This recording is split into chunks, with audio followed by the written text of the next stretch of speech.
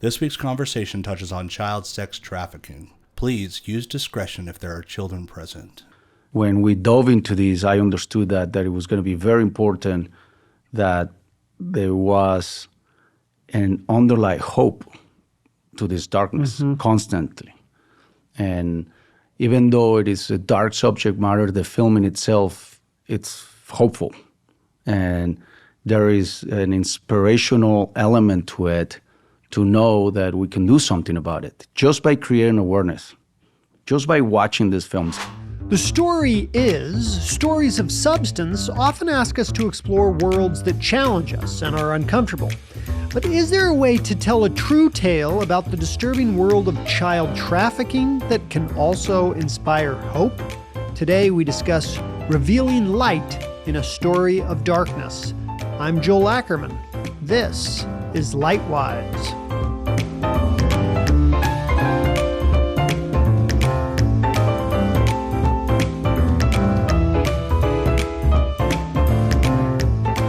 Alejandro Monteverde is a screenwriter, producer, and director from Tampico, Mexico, whose films include the award-winning Bella, the World War II film Little Boy, and in July this year, his most recent film Sound of Freedom will be released by Angel Studios. Here's a clip from Sound of Freedom. The boy's sister. Now pull up on the reins here, son. We're going to hand this case to the prosecution, and we're going to let the Colombians mop up Colombia. Which means she'll disappear, sir, for good. We're Homeland Security. You know we can't go off rescuing Honduran kids in Colombia. Look, the boy is back with his father. That's a career capper. Take it and move on.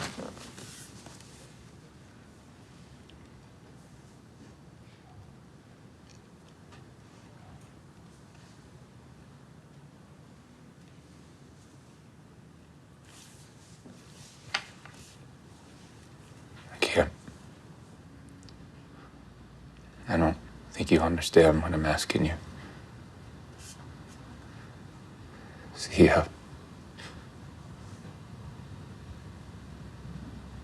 this job tears you to pieces. And this is my one chance to put those pieces back together.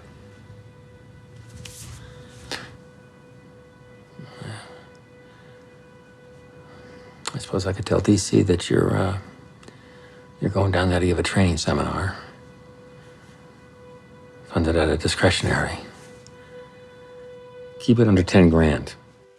Alejandro, very excited to see your film. Thank you for joining us. Thank you for having me. You seem to be very deliberate in your choice of films. You started in 2006, feature-length films, I should say. You've made shorts, but 2006, you made Bella. 2015, Little Boy. Now it's 2023. I know you made the film a little earlier, but you're not one of those filmmakers who's out there making a film every 1 or 2 years. You're very deliberate. What do you look for? What's your criteria? What makes you decide, I need to tell this story? These 3 particular films, they chose, it's almost like the stories found me. I was not necessarily looking to explore that particular subject matter. In the case of Bella, I was driving and the story kind of unfolded in front of my eyes as I was driving from Austin, Texas to Los Angeles. Okay. Little Boy, I went to a cabin to write another project, completely different theme, and then I got a little bit of a writer's block out. And there was a tiny TV, and, I put the antenna, and there was a History Channel where it was a piece on World War II and about the atomic bomb. And kind of like the whole story unfolded in front of me. And Sound of Freedom, I was about to go to sleep, and I saw an article on child trafficking, and I didn't know about that darkness. I was not aware at all. So it was not a story I was writing another film. And I was called to make that movie. So I always feel like there's two kinds of movies, the ones I want to make and the ones that I'm called to make. And it kind of felt like the ones when I feel a calling about making a film, I kind of give priority to that. So I do have other scripts that haven't been made, but those are the ones that I want to make. Right. But I always give priority to the ones that I'm called to make. Obviously, you're creative. Are you also a religious or a spiritual man? I am spiritual. I try. Okay. I try really hard to practice. Sure. On a daily basis. I seem to function better. I declare war to my ego around 5 years ago. So I've been at war against my ego, and it seems that the more I dive into my spirituality, the more I can defeat this monster inside of me called ego. Yeah. So I'm just curious, because is that call? Do you feel like it's more of a? Where is that call coming from? Is it a creative call, or is it a spiritual call, or something else? You're not sure. I think it's a mix of all elements. It's definitely I'm very attracted to stories that go beyond a particular ideology. I like stories that are universals and that really are relatable with the human experience. I don't like to make movies that give answers. I always like to look for stories that propose a question. And I always say I like stories that really begin when the movie ends. After you watch the movie and you leave the theater, that's when the movie should begin, because if the film was able to, propose a question, I'm not like to tell stories that give answers, because I'm in the journey of exploring and finding.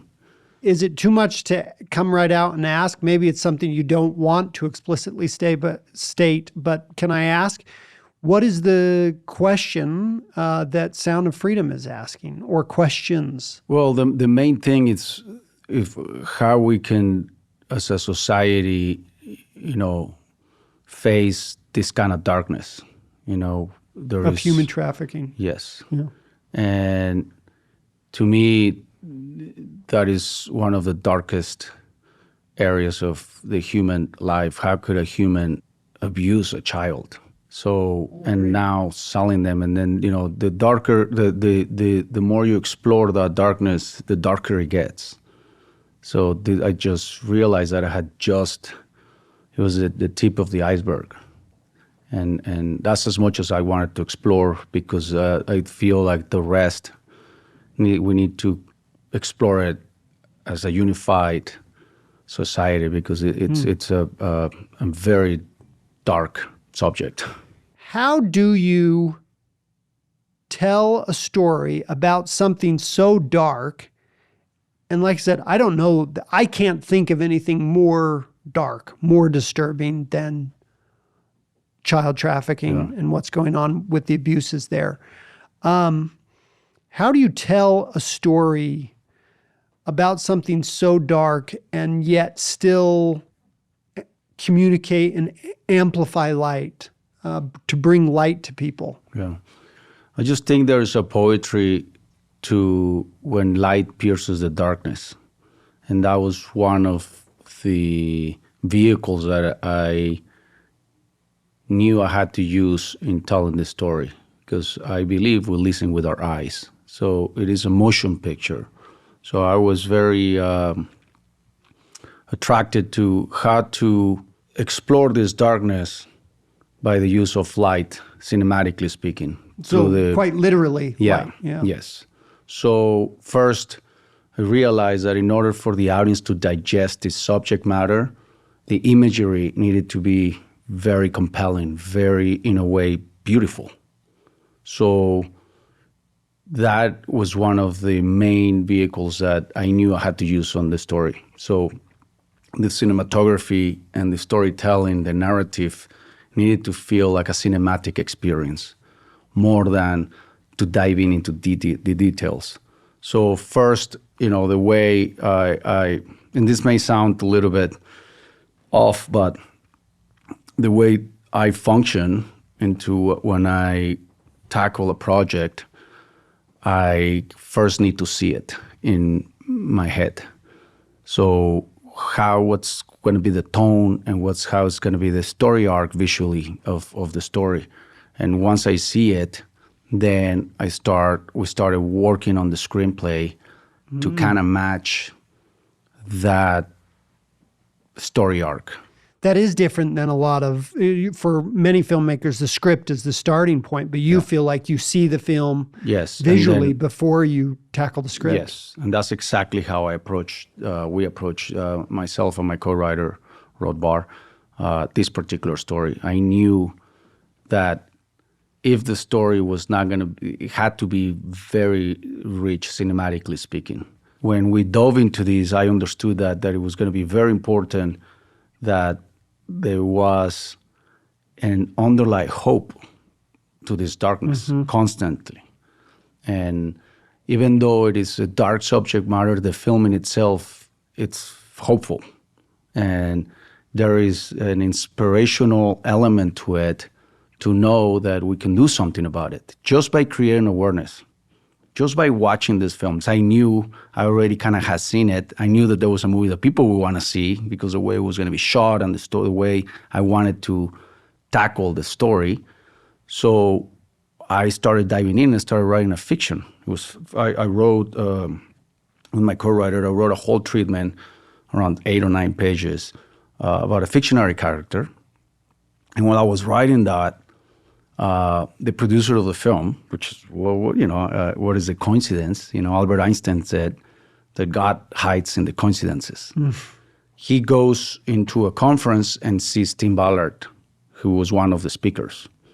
He calls me and says, "Hey, Google Tim Ballard. I just saw him talk, and I think he has an incredible story." I was already finishing the treatment on this other fiction story, and I Googled him, and I read as much as I could on the internet about Tim Ballard, and I was like, this is the movie, and it's based on a true story. I got to do this one.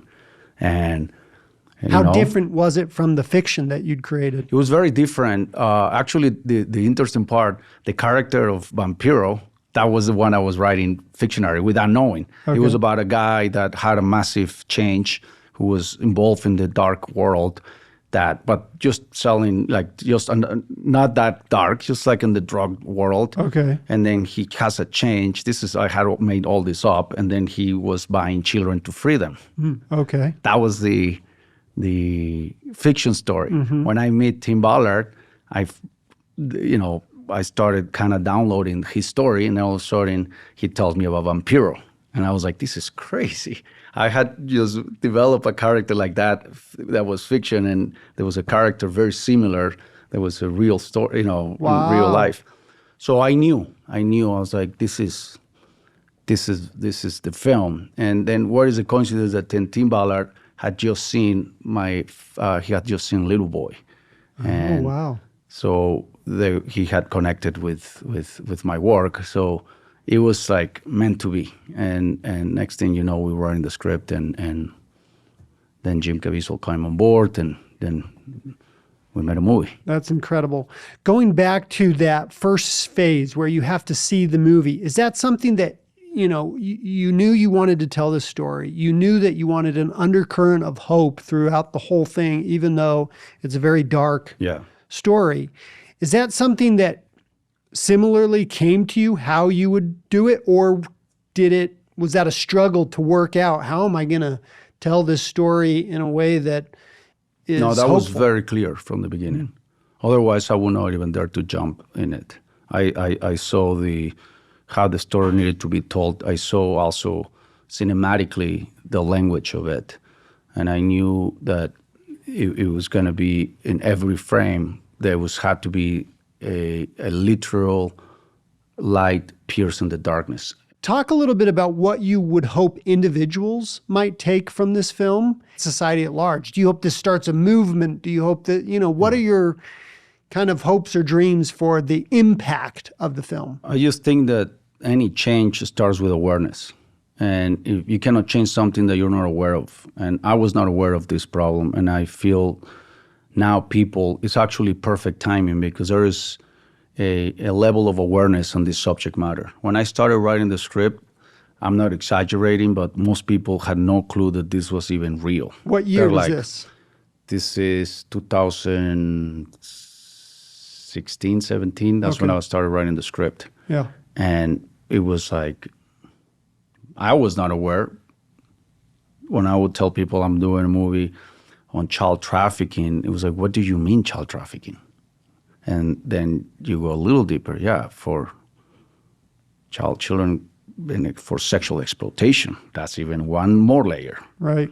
Because one thing is like you just stop at child trafficking, like, okay, for labor, but for sexual exploitation, and like, well, how young? And that's when it gets even darker. Well, starting 4 or 5 years old, obviously, all the way to 17. Well, what happens after 17? Well, they're not kids anymore, and that's the work. They lose a lot of their value. And then you continue to ask questions until one point you're like, okay, this is enough. Right. Maybe we'll do a sequel.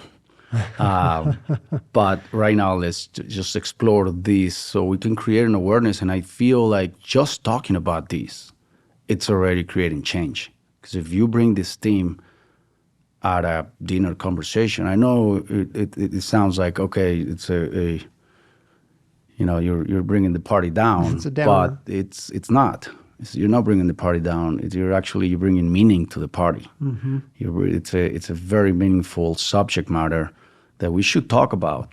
And I do feel like cinema is the best, platform to present this, and with class, definitely a film that you can enjoy. Because at the end, you don't go to a concert, a music concert, not to enjoy the music. Right. You go to the movies because you want to be entertained. So we're still using the format and the tools of the magic that cinema brings. So still a story that you will enjoy. It's a movie that we did not do a PSA or it's not preachy. It's a film that you're still going to enjoy, but that is meaningful. It doesn't have to be, enjoyment and meaning don't have to be separated. Right. So that's how we approach this. It's a film that, it sounds like, a lot of the audiences I've seen the film when they come out, it's like, what do you think? It's like, I loved it. And then they stop themselves. Well, I was like, no, it's okay. There's nothing wrong with loving a movie that has, yes, I understand the conflict because it's a movie about child trafficking. You shouldn't like it, but it is. We also understand this is not a documentary or a 20-minute piece that were like the one I saw on 2020 or 60 Minutes. I don't remember. It's a movie, and you go to the movies to disconnect and to enjoy. So we still have that. We still have the magic of cinema, the beauty of the music, of the score, and beautiful performances, and the art of storytelling. That's there. There's one movie that changed completely. That I give that movie the power to why I was so attracted to telling meaningful stories. I was in film school, and I went to see Schindler's List. Okay. And while I was starting film, I wanted to tell stories that serve no purpose, I just was in love with telling stories. I just didn't care what kind of story. Mm-hmm. But when I went to see Schindler's List, and at the end, the powerful ending, when Schindler realizes that he could sell his car and save one more human being, mm-hmm. It hit me really hard. And I realized that everything I was doing was for the service of my own self. That's when that's when I realized, there's an ego here. Mm. And it just happened. This is another quote from, I think it's from Albert Einstein as well. It said, a life not lived for others is a wasted life. Mm. And Schindler realized that. And he already had saved more than 10,000 souls. So here he is crying out of sadness because he could have saved one more. And that really had a massive impact. And I realized the power of cinema. I was like, wow, movies can really entertain you, but it also can add a lot of meaning into your life. I said, that's the kind of cinema I want to make. So I saw how one movie had an impact on me, and that's when there was what I call the 10-degree change. There was a little change, but if you change the 10-degree direction, it's the difference between arriving between Japan and Hawaii after you look in retrospective. Right. So I look back and I saw that little tiny change, but after 20 years, the destinations were completely different. And Sound of Freedom, I call it, is a destination, and all those films, they continue to be destinations. So I love that, and Schindler's List is another great example of a movie that finds light through a story of darkness. This is definitely the hope and the inspiration to darkness. So that was the main thing. Is like, if we're going to explore this darkness, we also have to explore hope and change and how you can actually make a difference. It's not a darkness that you cannot be overcome by. We can overcome. Yes. As a society, not alone. And I do think that this film was a proof of that, because, it's not like I get to pick the films and then I get funded.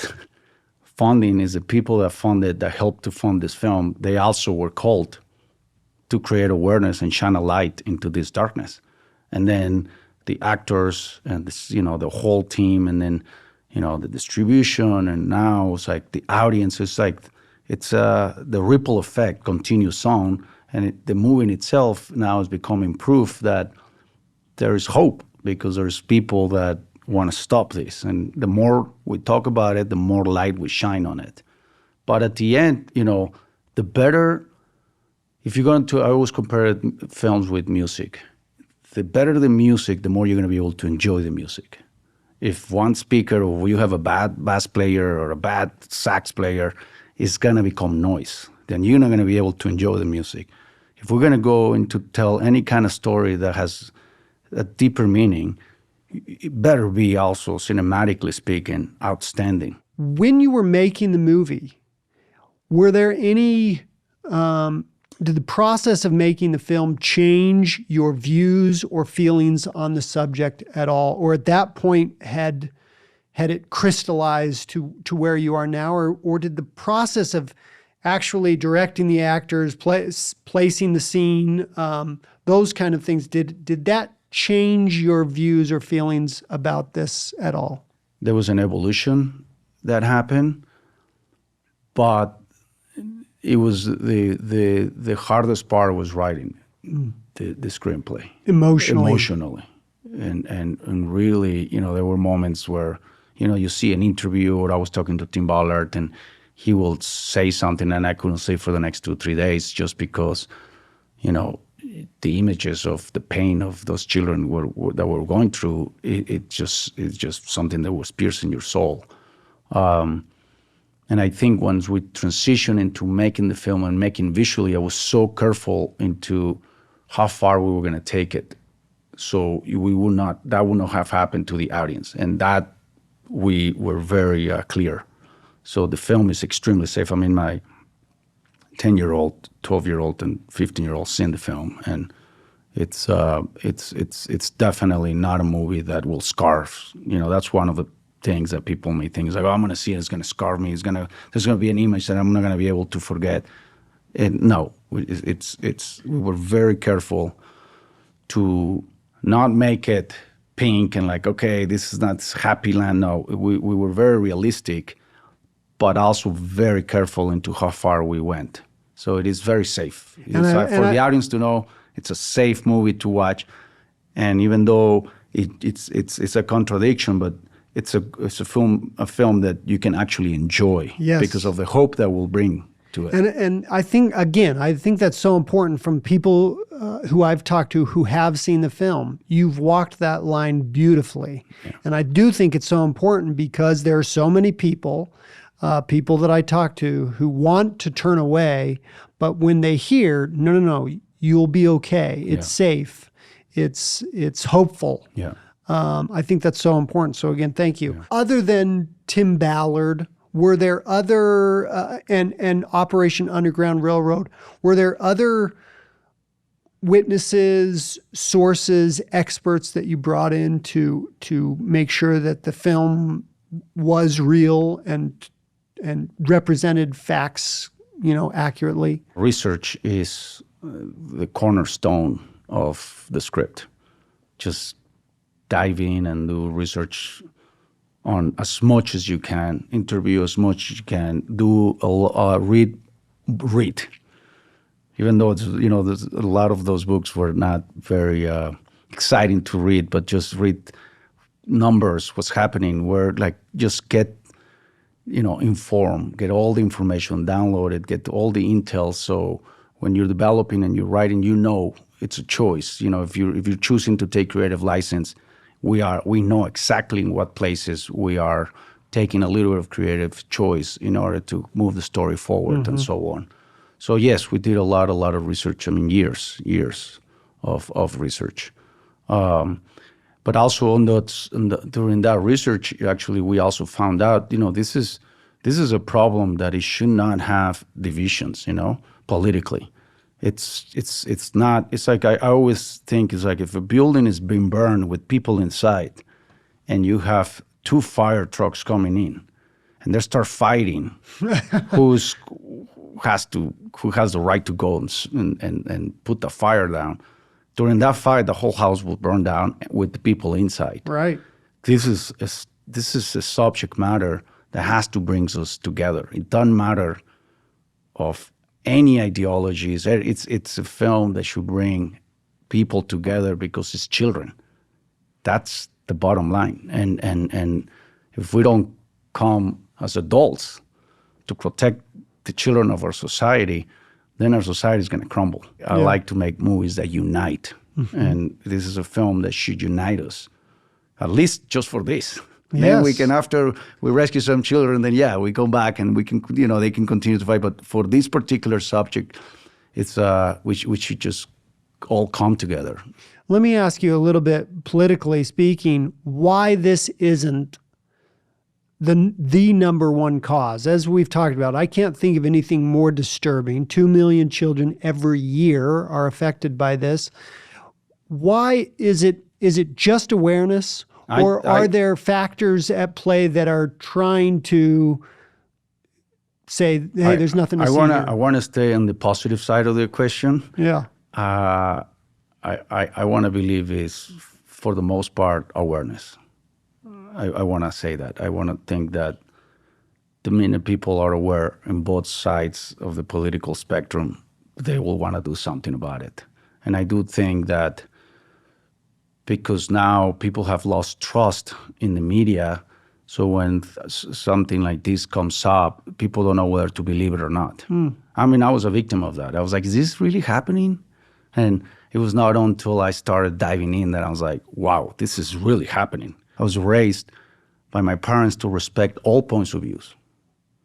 Not necessarily agree with them, but to respect them. And that in itself, because that creates, we will be amazed, how much more in common we have than we have.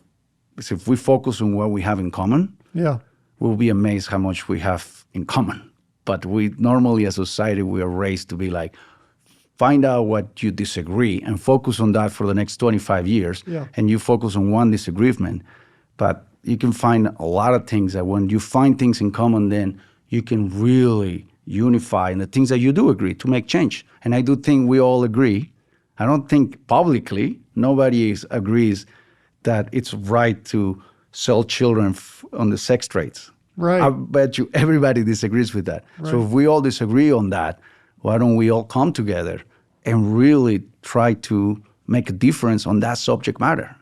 That's the only thing I ask as a filmmaker is like, let's put everything aside and let's just focus on that theme. And I think on that theme, there is an agreement. Nobody agrees with that. There's unity there. There's unity there. So that's what I want to focus. That's what this film, I attempted for this film to also focus on. The problem with our society is that we think our opinion really matters. And that's a problem.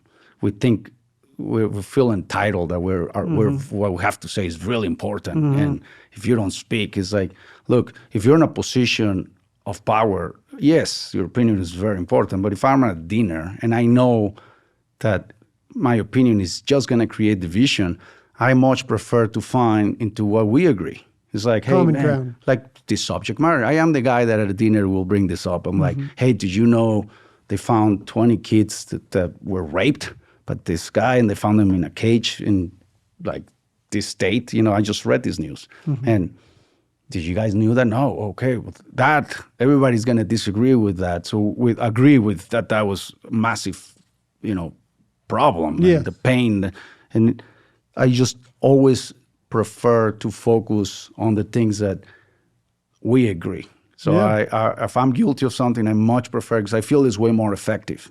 We can spend, if you have 3 hours at a dinner or a place or an interview, you can use those 3 hours to disagree for 3 hours, or you can find something that you do agree and focus on that, and that will create change. So I love that. And for me as a storyteller, I want everybody to come see my films. I don't make movies for one group. And I am not a politician. I'm not in politics.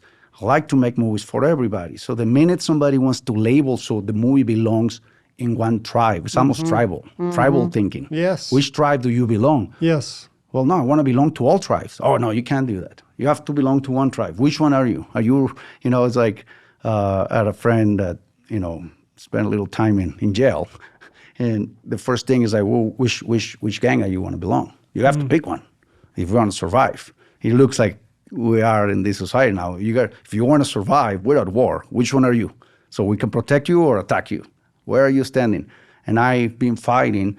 I'm like, well, now I'm like to fight under the umbrella of immigrant. I'm an immigrant.